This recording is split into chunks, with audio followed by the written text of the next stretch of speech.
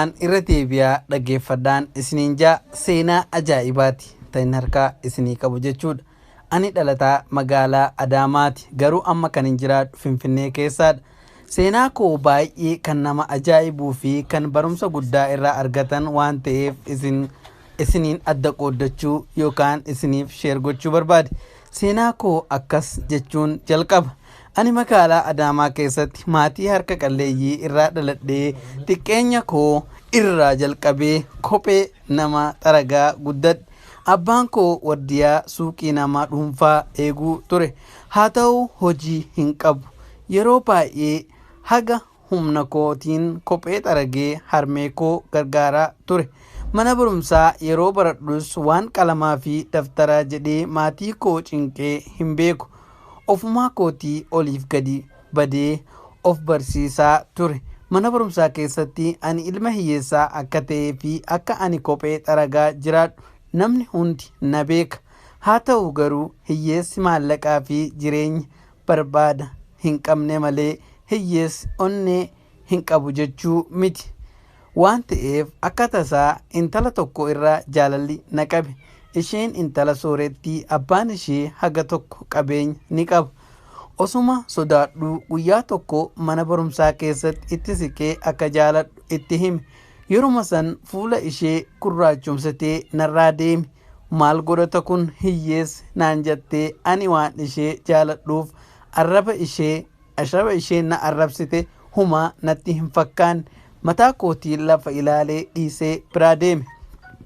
Sanaan booda mana barumsaa keessatti hiriyoota ishee maratti himtee hiriyoonni ishee natti kofluu jalqabe.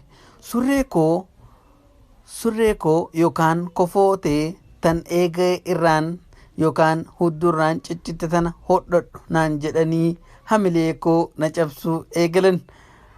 Mucattiin ani jaaladhe tun mana barumsaa keessatti yeroo ani hiriyoota koo wajjin deemu natti dhuftee maallaqa borsaa ishee keessaa ol baaftee hodhuu surree keetiin yookaan kofoo keetiin hodhadhu naan jettee hiriyoota koo keessatti hamilee koo na cabsaa turte. Guyyaa tokko mana barumsaa keenya keessaa qophiin waan jiruuf ijoolleen martinuu uffata isaanii jijjiiratanii babbareedanii dhufan. Intalli ani jaaladhus baay'ee tokko bareeddee dhufte. Ani garuu homaa carraa hin qabu waan ta'eef uffatuma ciccitaa koo miiccadhee dhufe. Booda yeroo qophii mana barumsaa xumuramee namni martuu gargar faca'ee ani hiriyoota koo akka mucattii tana jaaladhu ni dhoksa waan ta'eef hiriyoota koo jalaa dhokadhee mucattii jaaladhe tana bira dhaqee ammas akka jaalalli ishee na dhiisuu dide itti himadhe. Guyyaa kana isheenis ayyaanaaf of miidhagsitee waan dhufteef nama akka koo dhiisiitii dhiira babbareedaa fedhe yoo ishee dubbiseeyyuu waan jalaa dubbattu hin fakkaatu. Haa ta'u garuu ani jaalala isheetiin waan qabameef irraa duubatti deebi'uu hin dandeenye. Bira dhaqee maqaa ishee waamee na eegi jedheen. Dhaabbattee na eegtee maal barbaadda naan jette. Ani si malee jiraachuu hin danda'u. Si jaaladhee jira jedheen. Isheenis akkas naan jette. Silaa ati fayyaa hin qabdu. Hiyyummaa kee osoo agartuu maqaa koo balleessuu barbaaddaa? Deemii jalqaba garaa keetitti nyaadhuu quufisaan booda nama akka keetii hiyyeessa soqodhu yookaan barbaadadhu jaaladhu. Hadha booda karaan ani bahee yoo baate waan si godhu anaattu beeka. Ani nama akka keetii osoo hin tahin nama qabeenya qabu nama barateettiin heeruma malee kan akka keetii kan ija kootiin arguu hin fedhu naan jette. Baay'ee gaddee imimmaan narraa gadi yaa'ee hiyyummaa kootti gaddee yaa gooftaa yaa rabbii koo hiyyummaa kana keessaa na baaftee namatti na qixxeessitaa garuu jedhee rabbii kootitti himadhe. Jaalala jechuun fedhii onnee keessaa burqu osoo hin tahin kan qabeenya irratti hundaa'u natti fakkaata. Jireenya koo jibbee kanaan booda jaalala jedhee dubbachuu hin qabu jedhee baradhee bakka guddaa gahuun qaba jedhee murteeffadhe. Barumsa akkuman xumureen qabxii olaanaa galmeessee yuunivarsiitii Finfinnee nagee barachuu jalqabee yuunivarsiitii keessatti akka ani ilma hiyyeessaa tahe na beekan. Haa ta'u garuu hiriyoota koos namoota gaggaarii qaba baay'ee na gargaaraa turan. Carraa kanaan isaanis galatoonfachuu barbaada. Egaa rabbiin waan dadhabe hin qabu waan ta'eef ammas barumsa kooti cimee bu'aa bayii guddaa keessa dabree qabxii olaanaa galmeessee eebbifame. Akkuma eebbifameen yuunivarsiitii sana keessatti barsiisaa tahee qaccarame. Waggaa lamaan eega barsiiseen booda ijoollee Oromoo Finfinnee keessa jiran hoteelaa fi hojii gurguddaa qaban wajjin waan wal bareef jiruu isaanii wajjin wal gargaaraa hojii biraatis jalqabnee hojjechuu eegalle. Waggoota baay'een booda abjuun koo naaf dhugoomee abbaa qabeenyaa olaanaa tahee hoteela dhuunfaa kootii ijaarradhee haala gaariidhaan hojii koo itti fufe. Hoteelli koo baay'ee guddaa waan ta'eef hojii elektiriikii fi hojii tuubboo bishaaniitiif injiinaroota 2 ijoollee Oromoo qaccaree hoteela koo keessa hojjetan.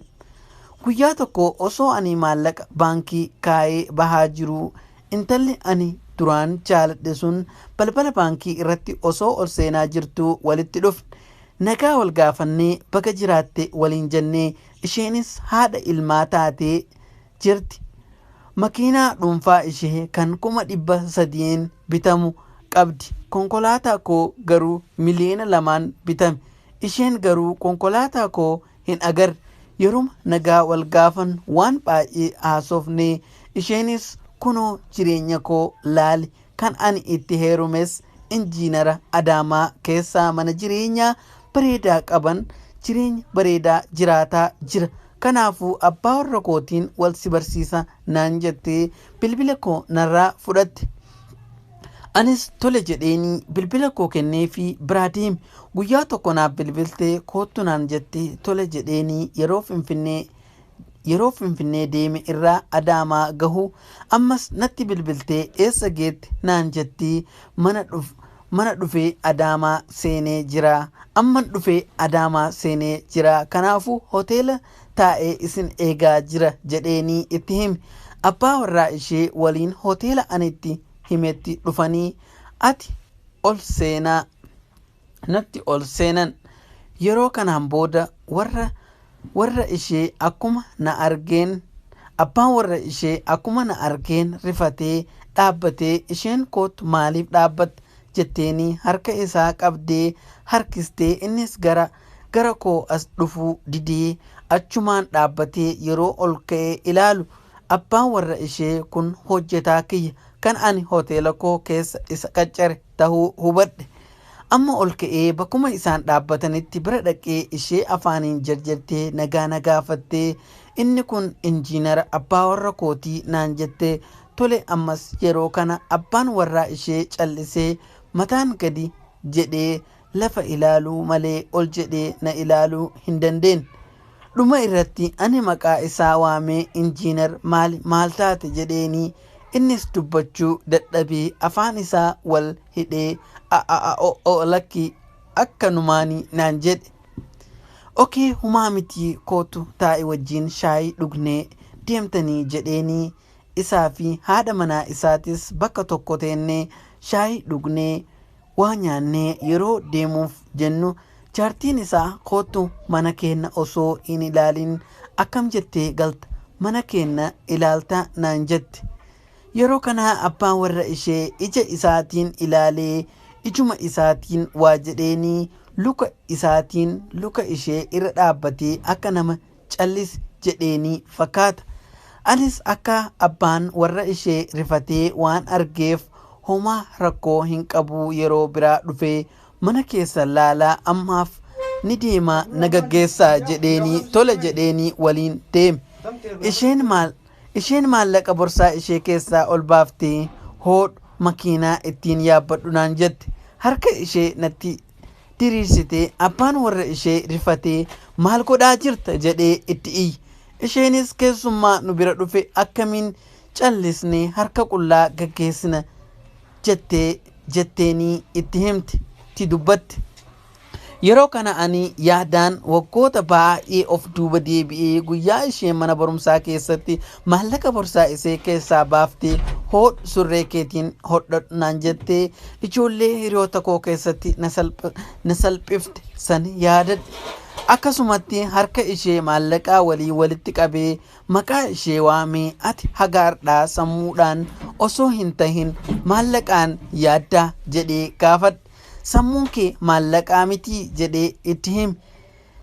Isheen gaafadhee isheenis rifattee waan ani wanta duraanii san itti kaasu itti fakkaattee baay'ee dhiphattee daddaftee abbaa warra isheetiin mucaan yeroo mara ani sitti himu kan duraaniin mana barumsaa keessatti na jaalatee kan ani hiyyeessa jedhee sitti hime sun isa kana bar jettee abbaa warra isheetti himte. Abbaa warra ishee imimmaan fuula isaa irraa gadi yaa'ee innis abbaan qabeenyaa kan ani hoteela isaa keessa qaccaramee dalagu sun kanaa bar jedheenii. Yeroo kana isheenis abbaa warra ishee qabattee boottee nan salphadha jettee abbaa warra ishee dhiifama gaafatte. Kanaan booda anis deemee Finfinneetti deebi'uu waan qabuuf homaa miti amma nagaggeessaa jedheenii bakka paarkiingii makiinaa koo dhaabbatutti biraan nagahanii isaan lamaanuu makiinaa koo keessa seensisee seenaa jireenya kiyya itti hime. Jaalala malee kan maallaqni faayidaa hin qabne, jaalala malee maallaqni akka faayidaa hin qabne hubatanii dhumarratti abbaa warra isheetiin boqonnaa guyyaa 5 siif kennee jira. Torbaan dhufu keessa hojii jalqabuu qabda jedheenii makiinaa koo kaafadhee ofirraa Finfinneetti gale. Seenaa kana keessatti isin ijoollee amma lafaa dhufaa jiru kana waa'ee maallaqaa malee waa'ee jaalala dhugaa hin beekne waan ta'eef waan isin fayyadaa waliif sheer godhaan isiniin jaa. Egaa jireenya ammaan tanaa kana keessatti ijoolleen baay'een maallaqa malee jaalala dhugaa hin beekan. Kanaafuu seenaan kun nama baay'ee akka fayyadu abdiin qabaa. Sheer waliif godhaa isiniin jechaa sirba kana ittiin bu'aaraa. Jaalaluma teetti takka nanna gubdu siila multii beekee waasilleen daararu. Egaa sirba kana akka ittiin bu'aartan abdiin qabaati. Egaa warreen chaayinaala keenyaa faaraa taatan